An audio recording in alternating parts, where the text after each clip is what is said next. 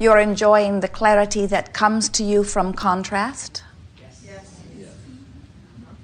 So as far as you can see, the greater the contrast, the better you like it, right? We always have to push it just a little too far, don't we? Contrast is a very good thing, though, isn't it? Because from it, you are able to focus.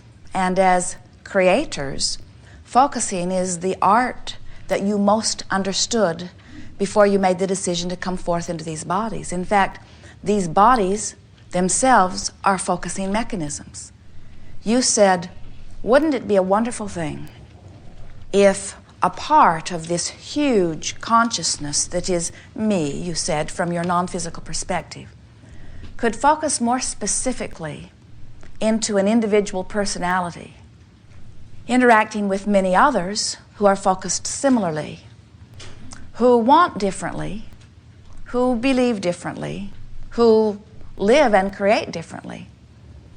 Wouldn't it be nice if we could just move about together, providing contrast for each other, giving each other an opportunity to come to new, clear conclusions?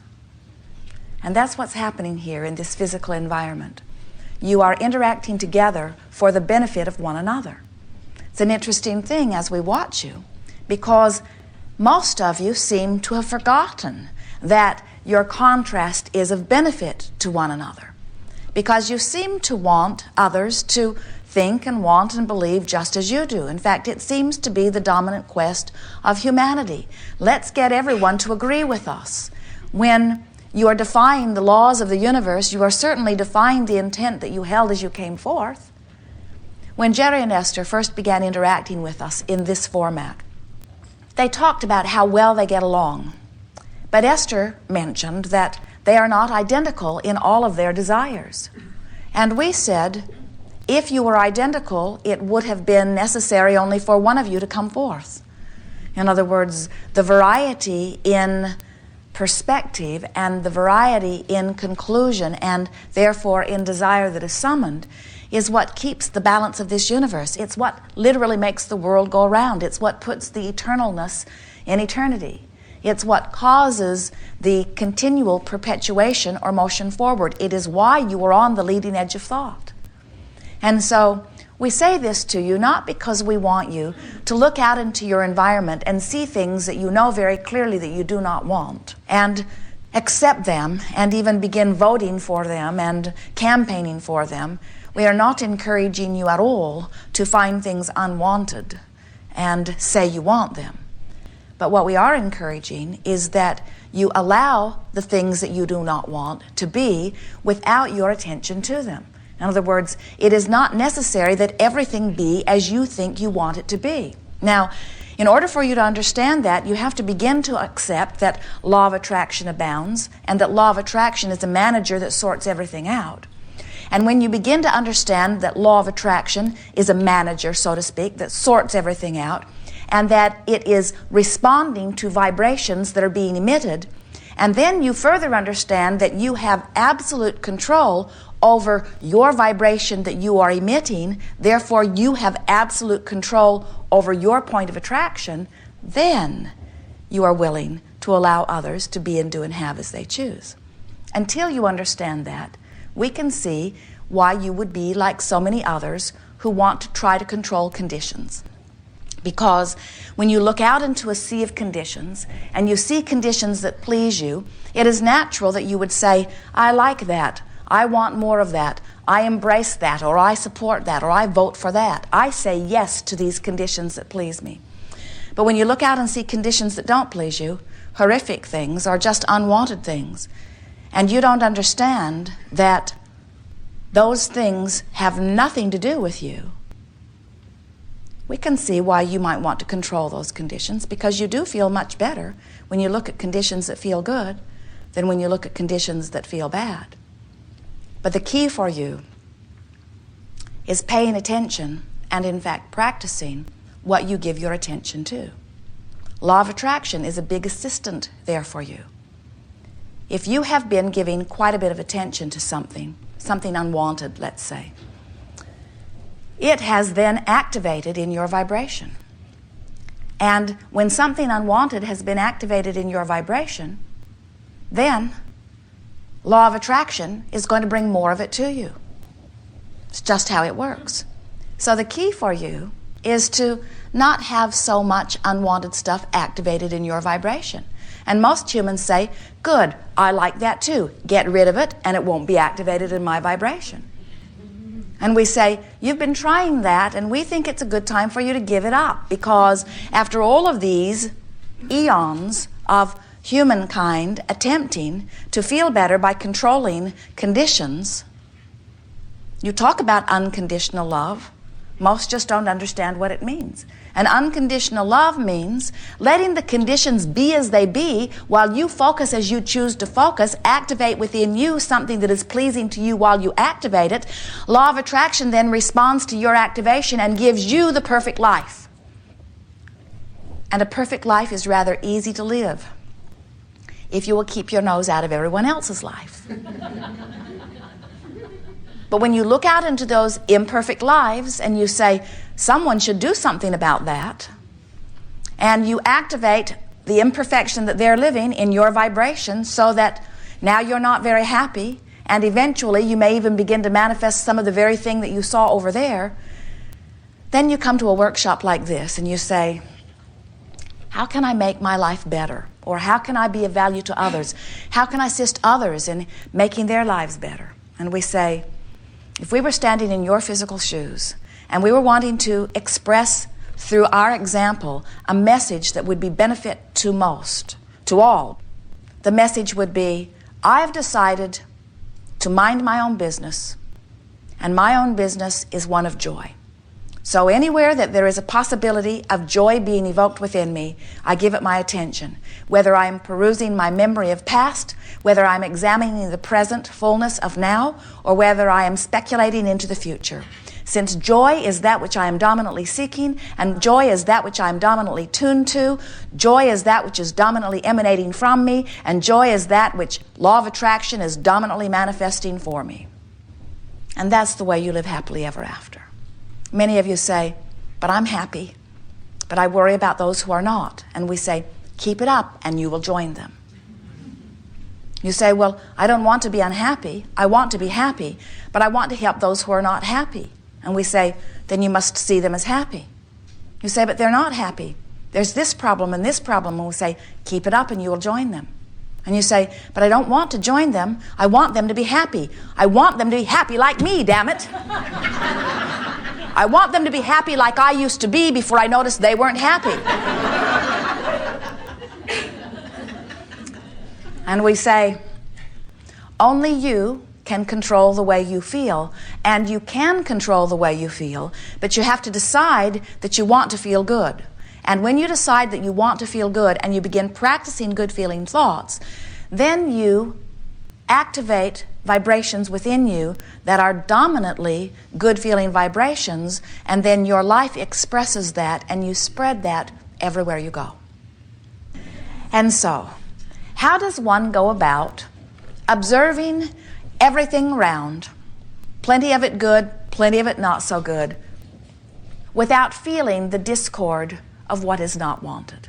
How does one go about activating chosen vibrations rather than life experience seeming to choose them for you? And we say there are a few tools. One is being a selective sifter, wanting so much to feel good that you just keep looking for things that do feel good. The other is not a new tool, but we're speaking it to you in new terms here today. It's what some call creative visualization. We've called it that. Today we are calling it virtual reality.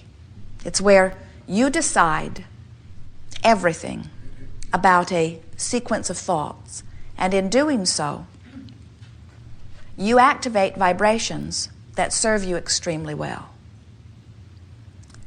Jerry awakened from a dream recently. It was a very vivid dream. It occurred to me, he said, that I created every character in my dream, and I created their relationship with me. I gave them their moods and attitudes, and I put the very words in their mouth.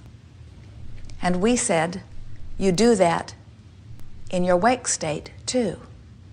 Oh, that's interesting, isn't it? You mean everything that every person says to me or does to me or feels about me is my doing? Yes. Because you have practiced activating vibrations that you, without realizing, are activating in others. And further, law of attraction is managing the rendezvousing of everybody that comes to you. So if there was not an activation point that matched, you wouldn't be having the rendezvous that you're having to begin with.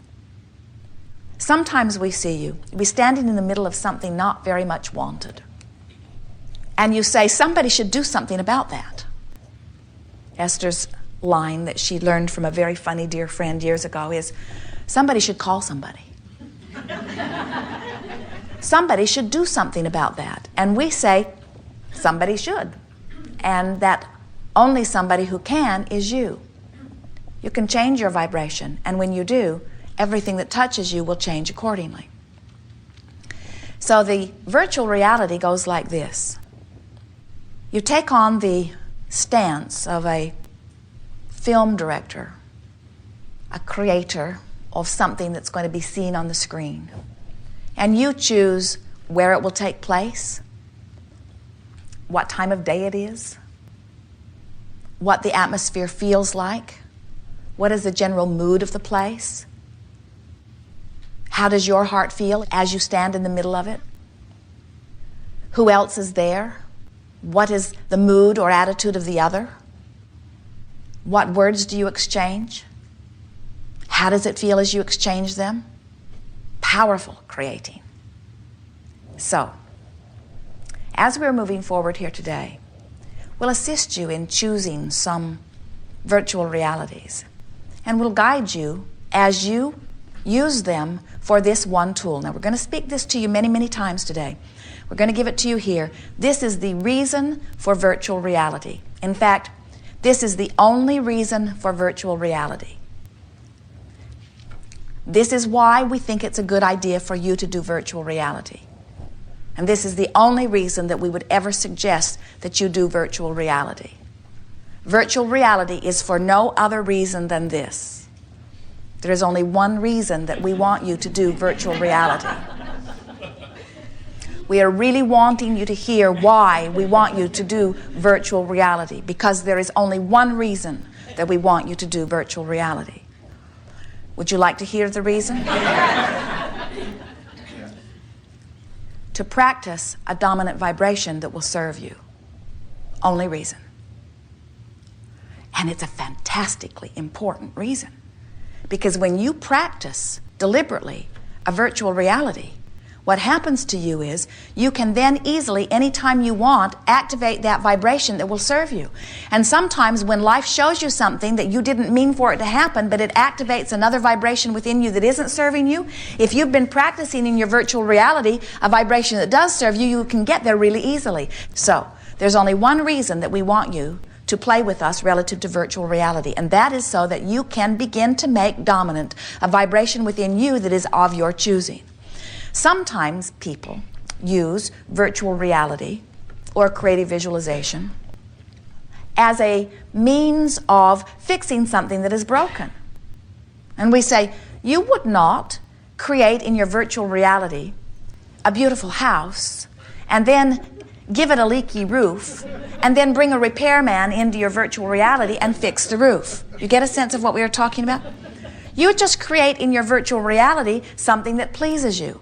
And we've noticed that as you play the game, as you dart in, set the scene, choose something really quickly, exchange a few words, and dart out, you can maintain for 20, 30, 40, 50 seconds, sometimes 10, 5, 4. In other words, just a spattering of time, you can maintain a vibration that really, really serves you well. Sometimes if you stay in there longer, you start trying to fix things. So the key to virtual reality is get in quick, get a good feeling moment, practice it for a moment, then get out. Get in, create a good feeling moment, practice the feeling of it, then get out. And before you know it, you will have activated within yourself so many good feeling vibrations that they will dominate your vibrational path.